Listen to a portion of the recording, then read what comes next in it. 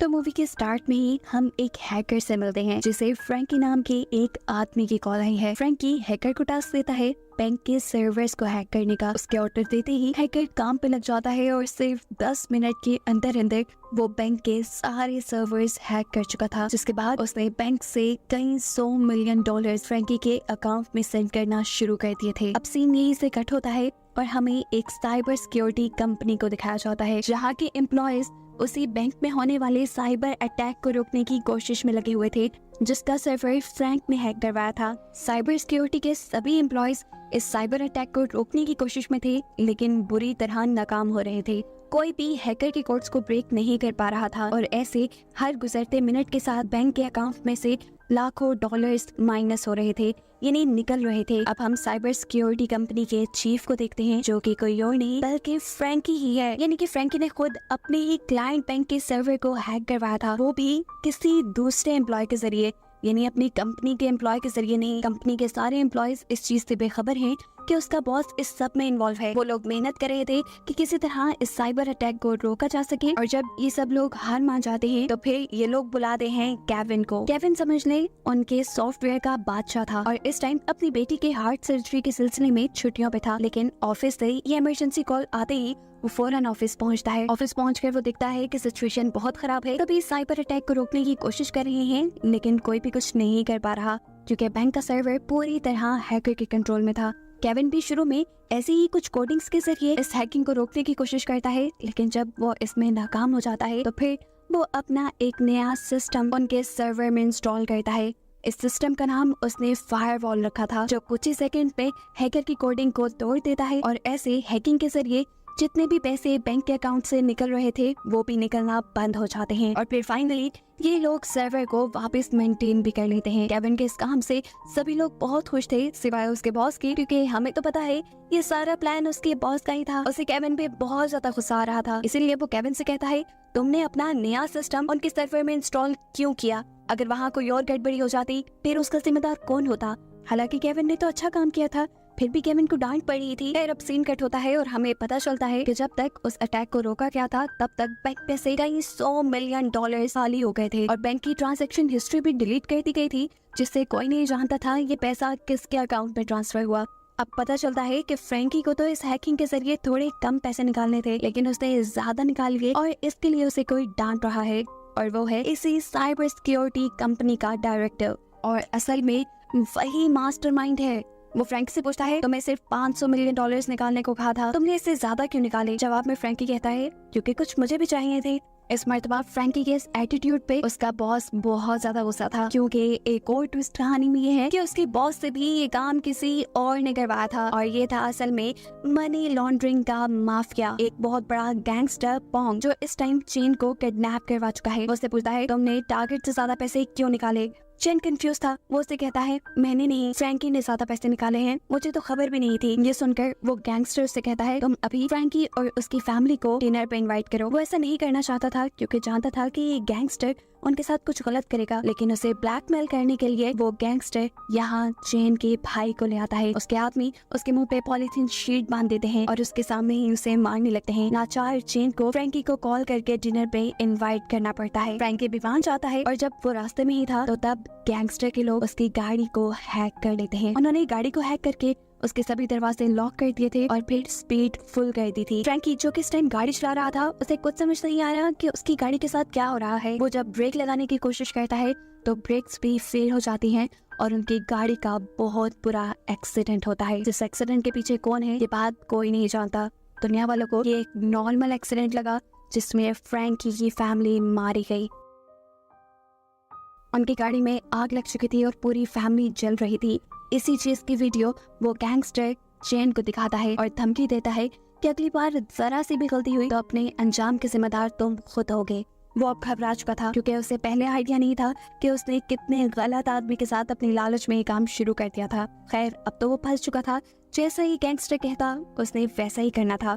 इसीलिए ऑफिस जाकर अब वो केविन को फ्रैंकी की जगह पर प्रमोट कर देता है। साथ ही फ्रैंकी को कंपनी की तरफ से एक घर और गाड़ी भी गिफ्ट की जाती है। अगले सीन में हमें दिखाया जाता है कि केविन अपने ही ऑफिस के एक एम्प्लॉय से बात कर रहा था।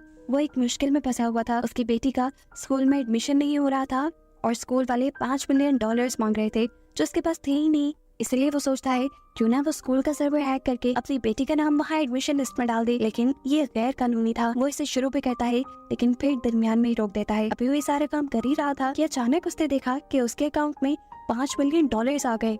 अभी वो इसी चीज पे हैरान था कि एकदम से कई दूसरे अकाउंट से भी उसके अकाउंट में काफी सारे पैसे आ जाते हैं और उसकी बेटी का स्कूल में एडमिशन भी हो जाता है। ये बात उसे एक मैसेज के जरिए पता चली थी जिसमें लिखा था कि डोनेशन फी किसी और ने भर दी है और वो टीचर जो केविन की बेटी का एडमिशन नहीं कर रही थी वो भी मान गई है। केविन हैरान था कि उसकी इतनी मदद कौन कर सकता है। अगले दिन अब चैन उसे ऑफिस से बाहर एक अकेली सुनसान जगह पर मिलने के लिए बुलाता है। केविन जो कि एक मजा हुआ खिलाड़ी था वो समझ गया कि चैन कोई ऐसे ही बात करने वाला है, इसलिए उसने अपना फोन पहले से ही रिकॉर्डिंग पे लगा दिया था। चैन यहाँ सब कुछ केविन को सच बता देता है कि उस बैंक पे साइबर अटैक मैंने खुद करवाया था। यहाँ तक कि तुम्हारे अकाउंट पे जितने पैसे आए हैं वो भी मैं ही भेज रहा हूँ और मेरी ही वजह से तुम्हारी बेटी का एडमिशन भी हुआ है। और अगर तुम हमारा साथ देते हो इस टाइम जितने पैसे तुम्हारे बैंक अकाउंट में हैं उससे भी डबल तुम्हारे बैंक अकाउंट में आना शुरू हो जाएंगे। लेकिन केविन वो एक ईमानदार आदमी था। वो इस ऑफर को रिजेक्ट कर देता है और साथ ही चैन के बारे में सब कुछ पुलिस को बताने की भी धमकी देता है। अब चैन को भी इस चीज से शक हो गया था कि जरूर केविन ने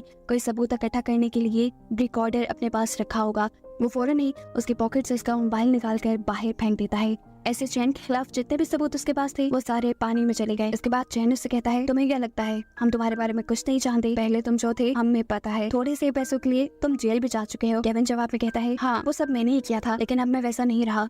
ये सब कहकर केविन वहाँ से चला जाता है। अभी वो रास्ते में ही था कि उसे पुलिस ने रोक लिया। पुलिस वाले उसे पुलिस स्टेशन ले जाते हैं और उसके साथ इन्वेस्टिगेशन शुरू की जाती है क्योंकि पुलिस को पता चल गया था कि पिछले ही दिन उसके अकाउंट में बहुत सारी ट्रांजैक्शन हुई थी। वो केविन से पूछता है बताओ तुम्हारे अकाउंट पे इतने पैसे किसने भेजे, क्या उस साइबर अटैक के पीछे तुम खुद हो? यहाँ केविन पुलिस से झूठ नहीं बोलता, सब सच बता देता है कि हाँ मेरे अकाउंट पे पैसे ट्रांसफर हुए हैं लेकिन इसके पीछे मैं नहीं हूँ, मुझे फंसाया जा रहा है। लेकिन पुलिस वाले उसकी बात क्यों मानते? तब केविन उनसे कहता है मैं इनोसेंट हूँ, इस टाइम मेरे पास इस चीज का प्रूफ नहीं है लेकिन अगर आप मुझे थोड़ा सा वक्त दें तो मैं ये प्रूफ भी आपको दिखा दूंगा और साथ ही मैं इस केस को रिजॉल्व करने में आपकी भी मदद करूंगा और ये पता चला कर दूंगा कि आखिर इस साइबर अटैक के पीछे था कौन। पुलिस उसकी ये डील मान जाते हैं जिसके बाद अब केविन अपनी ड्यूटी पर लग जाता है और पिछले हुए साइबर अटैक की सारी इंफॉर्मेशन इकट्ठी करने लग जाता है, वो भी अपने ऑफिस से। इसी सब के दौरान हम देखते हैं कि चैन ने अब पहले वाले ही हैकर से कांटेक्ट किया है क्योंकि वो एक नया साइबर अटैक करवाने वाला है जिसमें हैकर को एक दूसरे बैंक को हैक करके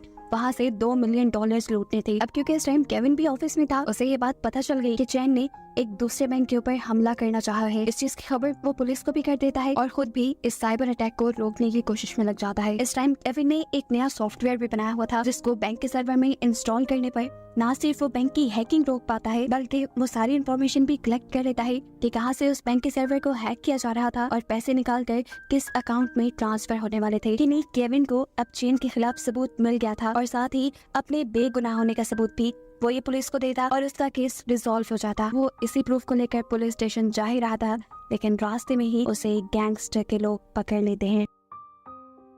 वो उसे वैन में बिठाकर कहीं ले जा रहे थे लेकिन केविन भी काफी ताकतवर था। वो यहाँ के सभी लोगों को मारते हुए गाड़ी खोलकर जल्दी से गाड़ी से बाहर निकल आता है और पुलिस स्टेशन आ जाता है। वो सारे सबूत पुलिस को देने ही वाला था कि तभी उसकी वाइफ वहाँ पहुँचती है जिसके पास उसके लिए एक बुरी खबर ये थी कि उसकी बेटी को किडनैप कर लिया गया था। उसकी वाइफ को मैसेज किया गया था कि तुम्हारे हस्बैंड के पास जो भी चैन के खिलाफ सबूत हैं वो सभी के सभी अगर वो डिलीट कर देता है तो तुम्हारी बेटी को जिंदा सलामत वापस कर दिया जाएगा। ऐसे में ना चाहते हुए भी केविन ये सारे सबूत पुलिस को ना देते हुए अपने ऑफिस में जाकर सभी सबूत चैन को दे देता है। इसके बाद वो केविन से कहता है तुम सिस्टम दोबारा रिस्टोर करो, उस बैंक का सिस्टम जैसा पहले था वैसा करो ताकि वो जो इलीगल पैसे निकालना चाह रहा था अपना मिशन वो पूरा कर पाए। उसके कहे के मुताबिक वो काम करने लग जाता है और इस दौरान वो हैकिंग से ही अपनी बेटी का भी पता चला लेता है। उसकी लोकेशन को केविन अपनी वाइफ को सेंड करता है जो रिसीव होते ही उसकी वाइफ अपनी बेटी को बचाने के लिए निकल जाती है। उसकी बेटी को एक अजीब से स्टोरेज एरिया के अंदर एक ट्रंक में रखा गया था। इसकी वजह से उसकी हालत काफी बिगड़ गई थी। वो अपनी बेटी को हॉस्पिटल ले जाती है जबकि अब उसे पुलिस अरेस्ट कर लेती है क्योंकि पुलिस के बाद जान गई थी कि फ्रैंकी ने पुलिस के साथ डील तोड़ दी है। उसके पास जितने भी सबूत थे वो उसने पुलिस को नहीं दिए बल्कि अपनी बेटी को बचाने के लिए इस्तेमाल किए। इसी वजह से अब पुलिस ने फ्रैंकी को ब्लैकमेल करने के लिए उसकी वाइफ को अरेस्ट कर लिया। अब इस चीज की खबर जैसे ही फ्रैंकी को मिलती है तो वो भी बहुत ज्यादा परेशान हो चुका था क्योंकि उसकी वाइफ भी अरेस्ट थी, उसकी बेटी बीमार थी और अब उसके हाथ में सबूत भी नहीं थे। अपनी वाइफ को छुड़वाने के लिए उसे अब चैन और गैंगस्टर के खिलाफ दोबारा सबूत इकट्ठे करने थे। इसके लिए वो दोबारा अपने ऑफिस जाता है और फिर चैन के खिलाफ सारे सबूत इकट्ठे करने के लिए उसके फोन को हैक करता है। यहाँ पर उसकी बैंकिंग एप्लीकेशन को खोलने के लिए उसे पासवर्ड चाहिए था जो उसे नहीं मालूम था, इसीलिए वो बैंकिंग एप्लीकेशन को ही हैक कर लेता है, जहाँ से उसे ये बात पता चलती है कि चैन एक अकाउंट से नहीं बल्कि अपने कई फेक अकाउंट बनाकर ये काम कर रहा था। यानी वो इलीगली बैंक्स को हैक करके पैसे अपने डिफरेंट अकाउंट्स में भेजता था। यहाँ तक कि चैन के पास असल जिंदगी में भी बहुत सारे पासपोर्ट थे, यानी वो हमेशा पूरी प्लानिंग के साथ रहता था। अगर कभी भी फंसे तो वो कहीं पे भी निकल के भाग सकता है। अब वो इन्हीं सभी अकाउंट्स की इंफॉर्मेशन निकालने लगता है तो उसे पता चलता है कि ट्रांजैक्शन हिस्ट्री तो चैन ने पहले ही डिलीट करवा दी थी। अब यहाँ से तो वो बुरी तरह हार रहा था, इसीलिए वो उसकी पर्सनल मैसेज इंफॉर्मेशन हैक करता है, जिसके जरिए उसे ये बात पता चली कि वो एक बहुत बड़े गैंगस्टर के लिए काम कर रहा था। सबूत इकट्ठे करने के लिए केविन ने गैंगस्टर के अकाउंट को हैक करना शुरू कर दिया और साथ ही साथ उसके कार के सीसीटीवी को भी हैक कर लिया। वो गैंगस्टर इस टाइम एक गोल्फ कोर्स में था जहाँ पर चैन उसे मारने के लिए आ गया। इस टाइम केविन की किस्मत बहुत अच्छी चल रही थी, उसे चैन के खिलाफ ही तो सबूत इकट्ठे करने थे जो उसके पास थी नहीं, लेकिन चैन ने यहाँ आकर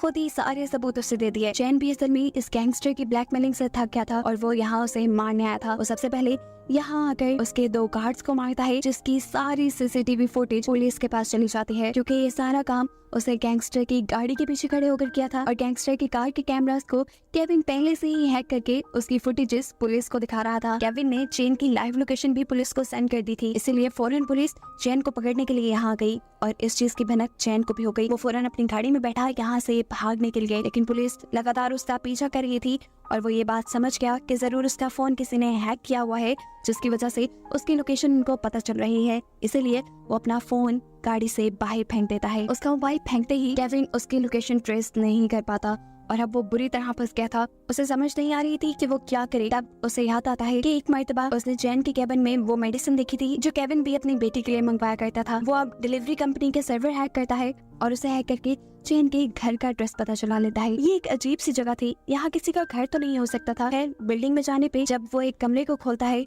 तो वहाँ पे एक बीमार लड़का लेटा हुआ था। ये और कोई नहीं बल्कि चैन का भाई ही था, जिसे मूवी के स्टार्ट में गैंगस्टर ने उसे ब्लैकमेल करने के लिए पकड़ा था। यहाँ फाइनली अब उसके हाथ चैन भी लग गया था। केविन ने फौरन ये लोकेशन पुलिस को भेज दी। चैन भी ये बात समझ रहा था कि किसी भी पल उसे यहाँ पकड़ने के लिए पुलिस आ जाएगी, इसलिए वो यहाँ से भागने लगता है, लेकिन केविन उसे रोकने लग जाता है। उनके दरमियान हाथापाई शुरू हो जाती है, जिसमें चैन केविन को गोली मारने की भी कोशिश करता है, लेकिन बदकिस्मती से ये गोली उसी के भाई को लग जाती है। और अब इससे पहले कि वो ये दूसरी गोली केविन को मार देता, यहाँ पर पुलिस पहुंचकर चैन को अरेस्ट कर लेती है। चैन पकड़ा जाता है और ऐसे पुलिस की मदद करने की वजह से केविन पे लगे हुए सारे इल्जाम खत्म हो जाते हैं, जिसके बाद अब वो एक आजाद जिंदगी गुजार सकता था। उसकी लाइफ बहुत कंप्लीट थी, जिसमें अब वो अपनी बेटी को कोडिंग सिखा रहा है और यही दिखाते हुए बस ये कहानी यही खत्म हो जाती है।